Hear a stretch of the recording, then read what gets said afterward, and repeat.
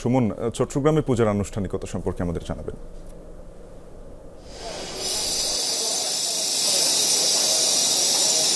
শাফিন, চট্টগ্রামে আমরা এখনো পর্যন্ত কোনো আনুষ্ঠানিকতা আসলে মণ্ডপগুলোতে দেখছি না। যারা আয়োজকরা রয়েছেন তারা আসলে বলছেন সন্ধ্যা 6টা থেকে কল্পারম্ভ এবং বিহিত পূজার মধ্য দিয়ে ষষ্ঠী পূজার যে আনুষ্ঠানিকতা সেটি আসলে শুরু।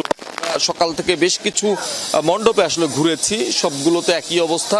তারা তাদের যে প্রস্তুতি সেটি সম্পন্ন করেছে, বিশেষ করে প্রতিমা স্থাপন, আলোকসজ্জা সবকিছুই তারা সম্পন্ন করেছেন। এখন কেবলমাত্র পূজার যে আনুষ্ঠানিকতা সেটা শুরু হবে। তবে সকাল থেকে আমরা দেখছি যারা সনাতন ধর্মাবলম্বীরা রয়েছেন তারা কিন্তু মণ্ডপগুলোতে আসছেন, তারা প্রার্থনা করছেন নিজেদের মতো করে এবং তারা তাদের মতো করেই আসলে দেবী দর্শন করে চলে যাচ্ছেন। সন্ধ্যায় যে আনুষ্ঠানিকতা হয়তো বেলা বাড়ার সাথে সাথে মণ্ডপগুলোতে আসলে সনাতন ধর্মাবলম্বীদেরও আসলে ভিড় বাড়তে থাকবে। আমরা যেটি দেখছি যে আইন শৃঙ্খলা বাহিনীর পক্ষ থেকে আসলে এই পুজোটিকে সুন্দর এবং নির্বিঘ্নে করতে কিন্তু বেশ কিছুদিন ধরেই তারা তৎপরতা চালাচ্ছেন।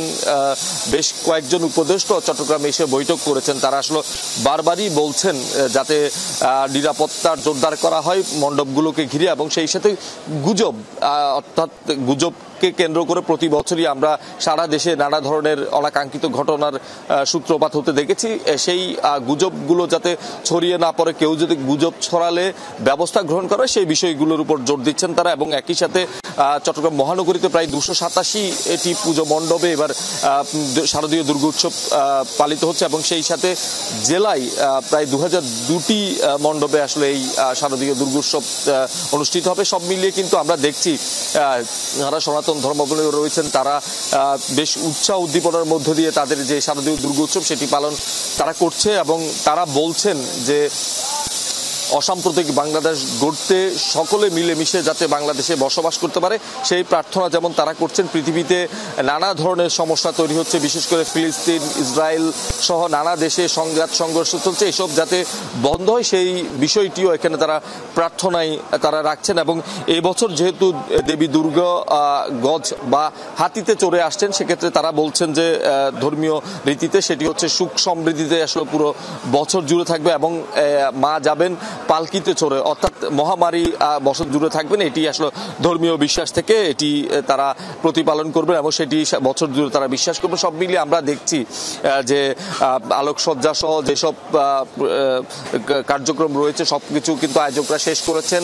বিভিন্ন থিম পুজো হচ্ছে চট্টগ্রামে। চট্টগ্রাম কিন্তু থিম পুজোর জন্য খুবই প্রসিদ্ধ। বিভিন্ন পাড়া মহল্লায় কিন্তু আমরা দেখছি থিম ভিত্তিক পুজোকে অগ্রাধিকার দিয়েই তারা কিন্তু নানা ধরনের থিম তারা প্রতিস্থাপন করেছেন, এবং সেভাবেই তারা তাদের যে আনুষ্ঠানিকতা, যে পুজোর আয়োজন সেটি আসলে চলছে।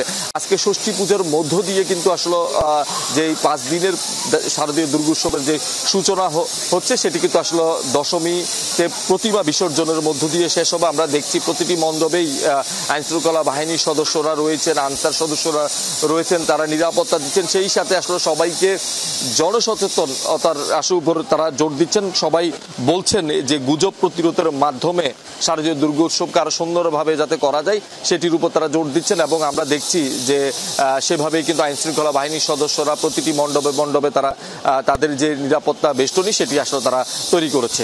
শাফিন, সুমন, আপনাকে ধন্যবাদ। এই পর্যায়ে খুলনায় যাব পূজার আরো খবর জানতে। প্রবীর বিশ্বাস রয়েছেন। প্রবীর, জানাবেন যে গজে করে দেবী দুর্গা আসছেন, সুখ সমৃদ্ধির আশা। ভক্তরা কি বলছেন, মণ্ডপগুলোতে নিরাপত্তা কতটা দেখছেন?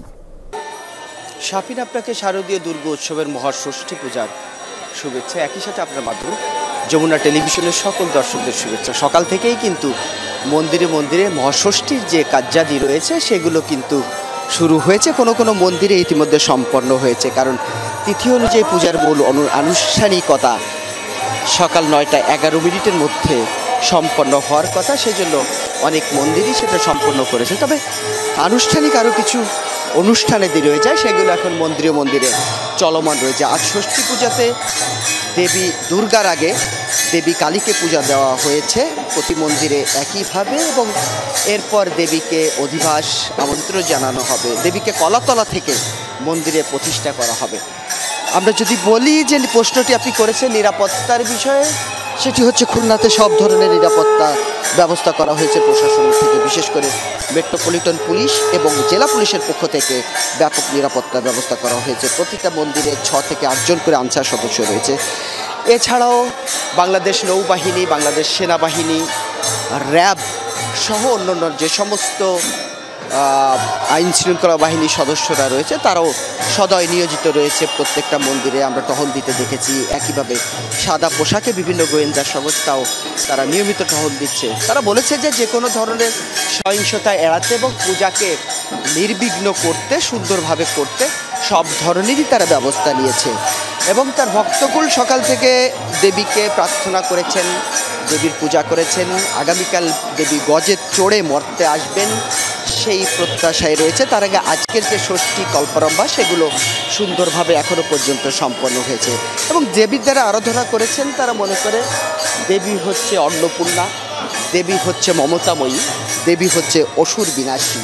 এবং দেবীর পূজার মধ্য দিয়ে মানুষের মধ্যে, সমাজের মধ্যে যে সমস্ত অন্যায্যতা, অসুরতা, অশুভতা এবং অন্যায় রয়েছে সেগুলো দূর হবে। দেবী আজ যে ষষ্ঠীর মধ্য দিয়ে তার আরাধনা শুরু হলো সেটি আগামী 5 দিন পর দশমীর মধ্য দিয়ে সম্পন্ন হবে। অর্থাৎ বিজয় দশমীতে দেবী আবার মর্ত থেকে স্বর্গে চলে যাবেন দোলা বা পালকিতে চড়ে। সেই পর্যন্ত দেবীর আরাধনায় এই উৎসবটিকে নিয়েই মাতোয়ারা থাকবে তার ভক্তকুল। এবং যে ভক্তকুল সকাল থেকে বলেছে তারা দেবীকে মনের আসনে বসিয়েছেন, দেবীকে শ্রদ্ধা ভরে পূজা করবেন এবং দেবীর এই পূজা অর্চনার মধ্য দিয়ে আগামীতে একটি বছর এই ভক্তকুলের আরও সুখী সমৃদ্ধ জীবন তারা অতিবাহিত করবেন। এবং মনে করে দেবী আবার আসবেন এই ধরাধামে আসার পর দেবী ভক্ত দ্বারা আবার পূজিত হবে। সেই প্রত্যাশা আগামী 5 দিনব্যাপী উৎসব আনন্দে মাতোয়ারা থাকবে সনাতন ধর্মাবলম্বী। শাপিন প্রবীর, শুভেচ্ছা ও ধন্যবাদ আপনাকে।